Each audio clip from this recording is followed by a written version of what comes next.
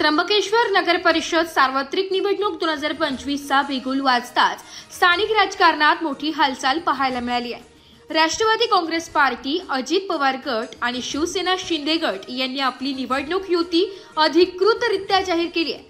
सुरेश तात्या गंगापुत्र यांनी उमेदवारी अर्ज दाखल केला असून युतीत जागा वाटपानुसार राष्ट्रवादी काँग्रेस पार्टीला 14 जागा तर शिवसेनेला 6 जागा निश्चित करण्यात आल्या असून नगराध्यक्ष पद राष्ट्रवादी काँग्रेसकडे ठेवण्यात आले।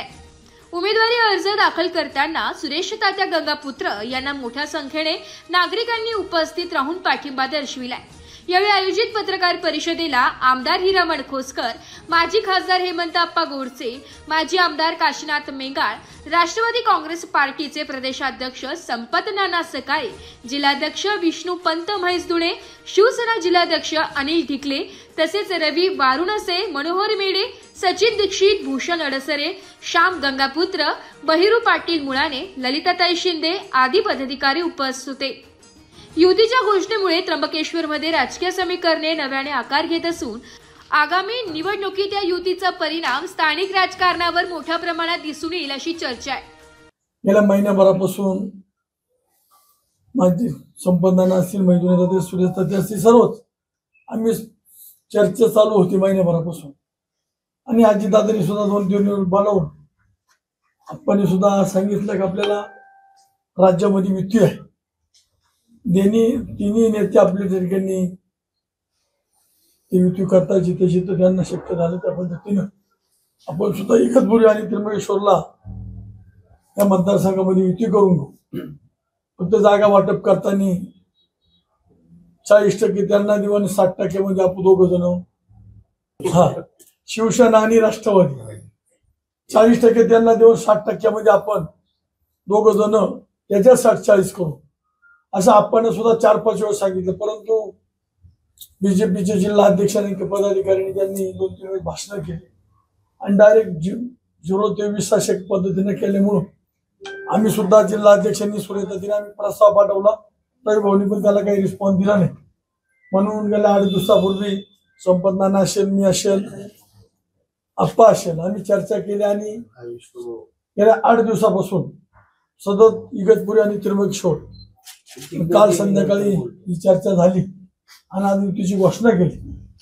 परंतु या घोषणेतून असं ठरलं की त्या ठिकाणी जे काही ठरलेलं आहे ते आम्ही आता वरिष्ठांना, जे प्रमुख आहे त्यांना या ठिकाणी पाठवणार आहे आणि उद्या त्याची घोषणा करणार आहे।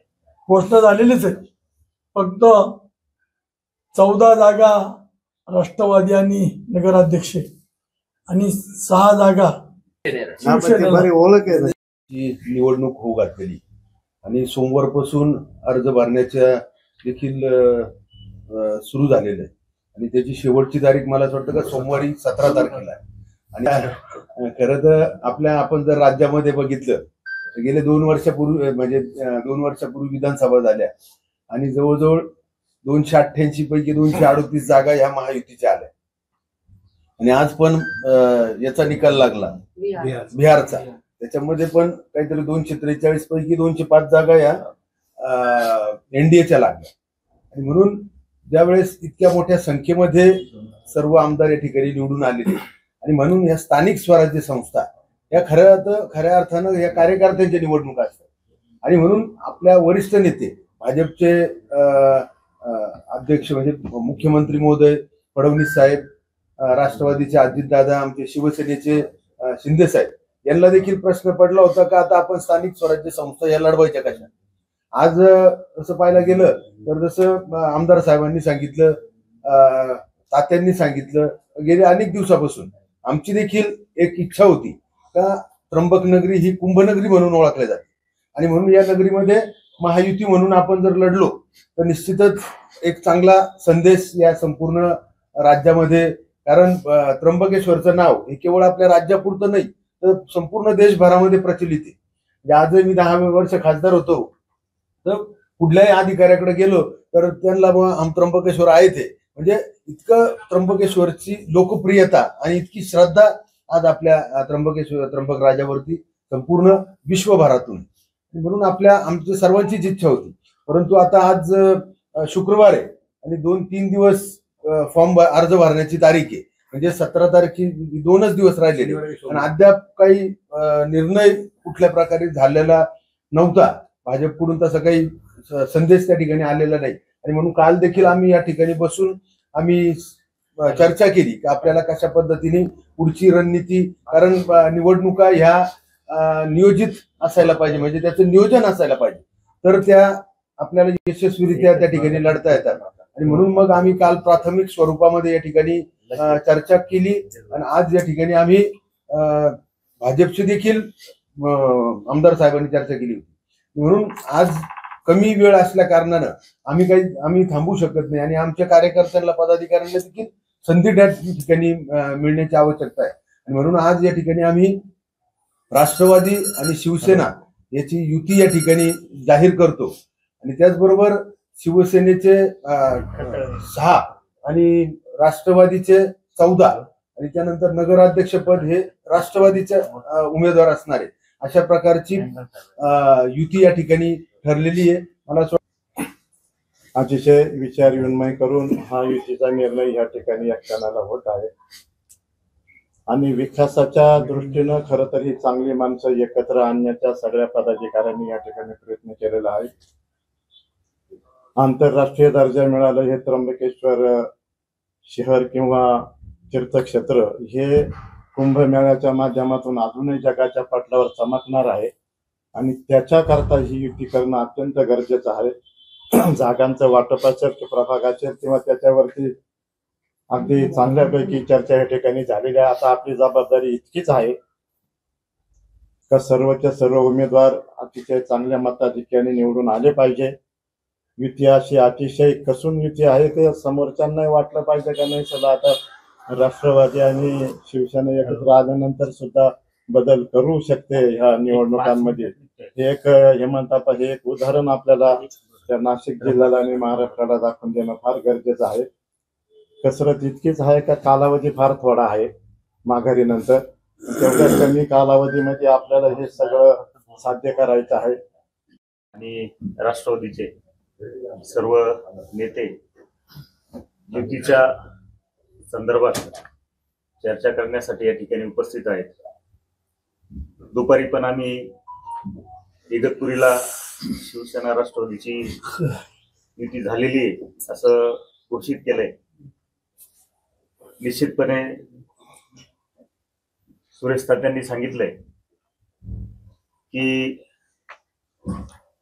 ज्या पद्धतीने मोठ्या भावाने दोन्ही लहान भावांना सांभाळून घेतलं पाहिजे तसं काही या ठिकाणी दिसलं नाही.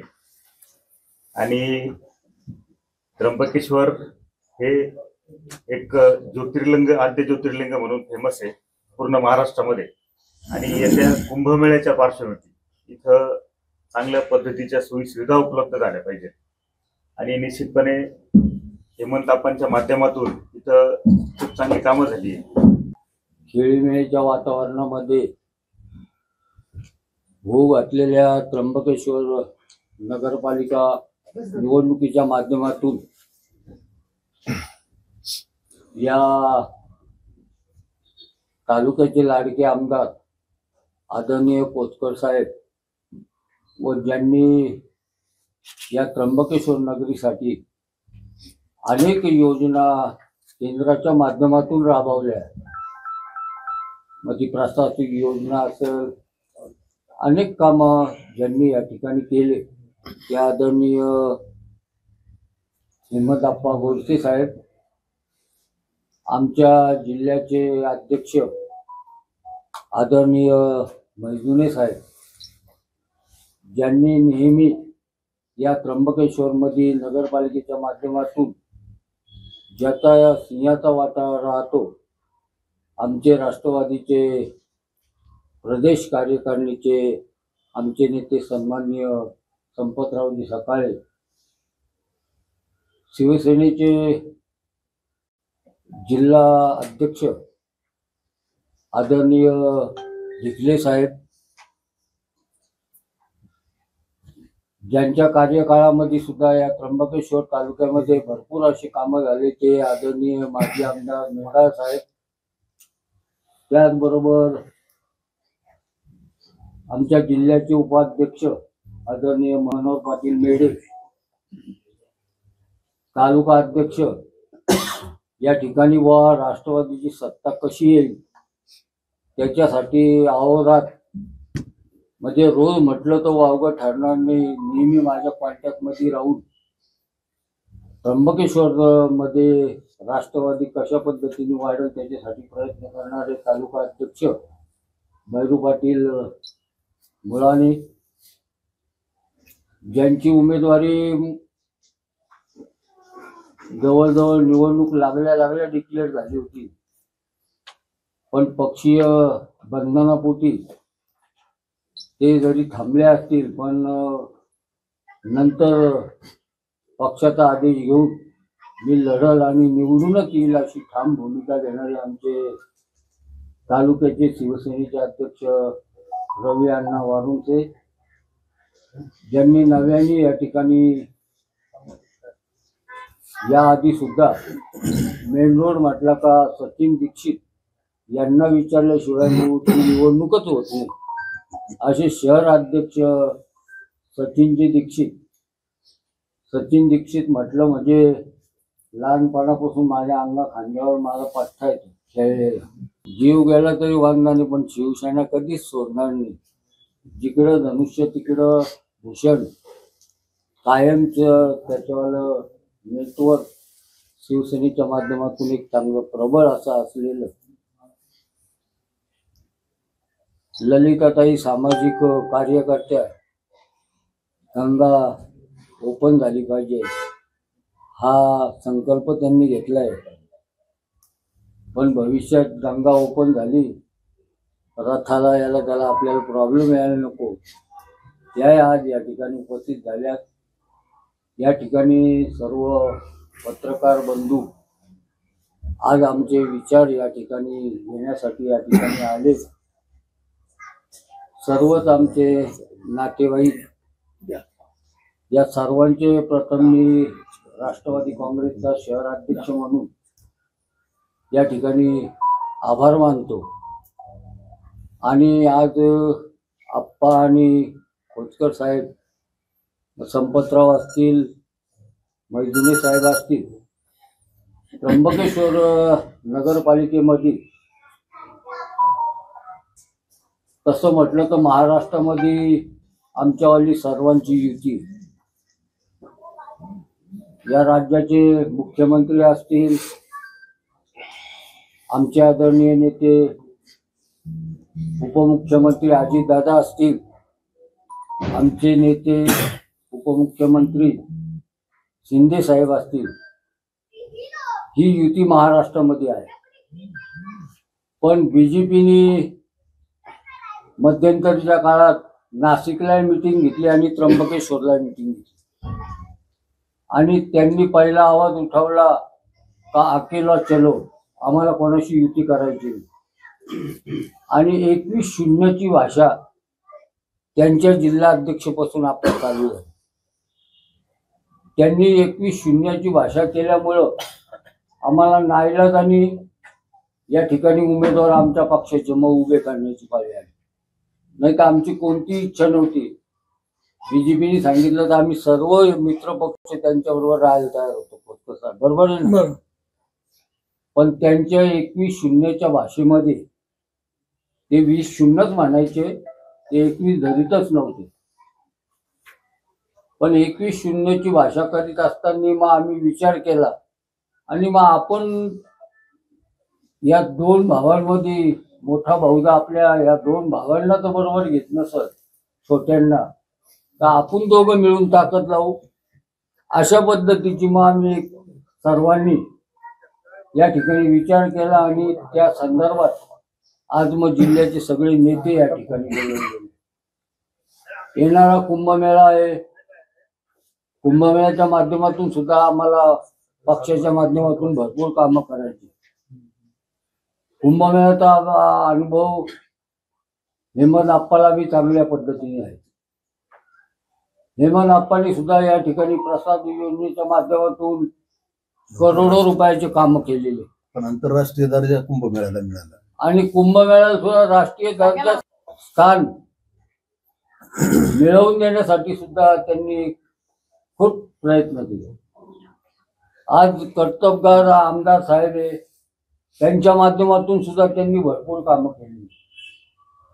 आज त्र्यंबकेश्वर नाशिक रस्ता आपण बघितला असेल, 50 मीटरचा तो 27 मीटर आणण्यासाठी सुद्धा त्यांनी खूप प्रयत्न केले. त्यामुळे असे कर्तबगार नेतृत्व आपल्याला या जिल्ह्यात, या तालुक्यामध्ये आपल्याला लाभलेले. मग आपण सगळ्यांनी त्यांचे हात बळकट करायचे, म्हणजे राज्यातील आपल्या नेत्यांचे हात बळकट करायचे, ही भावना आपण डोळ्यासमोर ठेवून या निवडणुकीला आपल्या सर्वांनी युतीच्या बाबतीत हे दोघं बोलतीलच. माझ्यासारख्या छोट्या कार्यकर्त्यांनी युतीच्या बाबतीत बोलणं योग्य नाही, तू परस्पर युती करून बस, तर ते बोलतीलच त्या बाबतीत.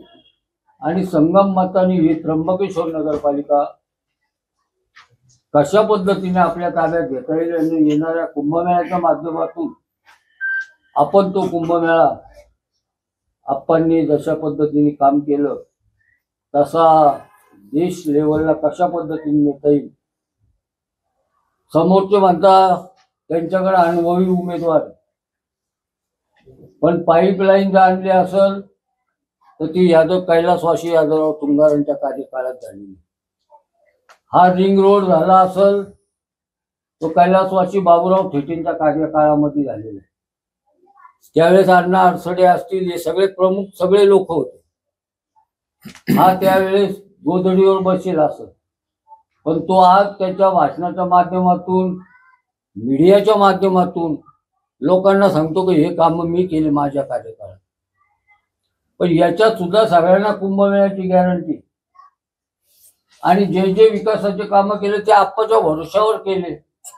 प्रसाद योजनेचे पैसे आणले, तुम्ही बिल्डर म्हणून काम केलं म्हणजे मी केलं असं थोडं होतं. ते ज्यांनी केलं त्यांचं नाव व्हायला पाहिजे, ज्यांनी निधी आणला त्यांचं नाव मोठं व्हायला पाहिजे. पण न करता बी लोकांची त्र्यंबकेश्वर मध्ये दिशाभूल करायचं काम जर हे लोक करीत असतील तर त्याला आपल्याला सगळ्यांना मिळून चोख उत्तर द्यायचं या ठिकाणी आहे. म्हणून आजची ही मीटिंग या ठिकाणी आयोजित केलेली आहे या प्रमुख नेत्यांच्या माध्यमातून. जास्त वेळ घेणार नाही. आपले मान्यवर या ठिकाणी सर्व आलेले, या ठिकाणी आपण सगळे उपस्थित राहिलात त्याबद्दल सगळ्यांचे आभार मानतो आणि माझे 2 शब्द संपवतो. युतीच्या मीटिंग प्रसंगी सर्व पक्षाचे जे पदाधिकारी नेते या ठिकाणी उपस्थित झाले, त्यांचे मी महायुतीच्या वतीने, सुरेश तात्याच्या वतीने सगळ्यांच्या ठिकाणी आभार मानतो. ब्युरो रिपोर्ट, नाशिक लोकशाही न्यूज, नाशिक.